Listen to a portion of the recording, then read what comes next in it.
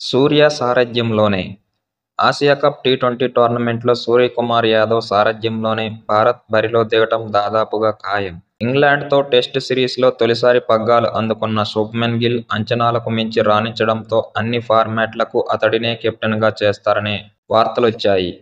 కానీ ప్రస్తుతానికి సారథ్య మార్పులు ఉండకపోవచ్చని, సూర్యకుమారే టీ20 జట్టును నడిపిస్తారని సమాచారం.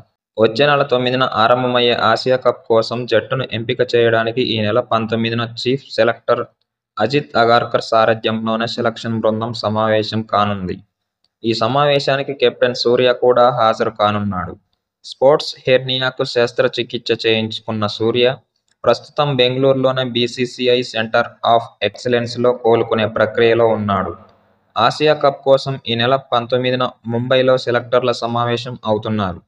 సంజు శాంసన్, అభిషేక్ శర్మ రూపంలో ఓపెనింగ్ జోడీ ఇప్పటికే ఉంది. శుభ్మన్ టీ20 జట్టులో చోటు దక్కించుకోవడం అంత తేలిక కాదు.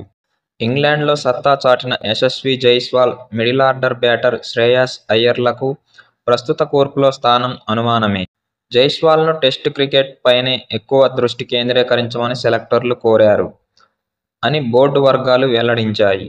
ప్రస్తుత భారత టీ20 జట్టులో సంజు శాంసన్, అభిషేక్ శర్మ, తిలక్ వర్మ, హార్దిక్ పాండ్యాతో పాటు సూర్య ఉండడంతో యశస్వీ జైస్వాల్, రింకు సింగ్లకు అవకాశం కష్టంగానే కనిపిస్తోంది.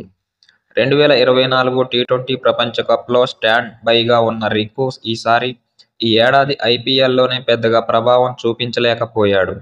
అయితే భారత్లో టీమిండియా అన్ని ఫార్మాట్లకు శుభ్మన్ గిల్నే కెప్టెన్గా నియమించే అవకాశం ఉండడంతో అతడికి జట్టులో ఎంపిక చేసే అవకాశాలే ఎక్కువ. గిల్ చివరిగా గతేడాది టీ20 ప్రపంచ కప్లో ఆడగా, జైస్వాల్ 2024 జూలైలో ఈ ఫార్మాట్లలో బరిలో దిగాడు. రింకు చివరిగా ఈ ఫిబ్రవరిలో సొంత గడ్డపై ఇంగ్లాండ్తో టీ20 ఆడాడు.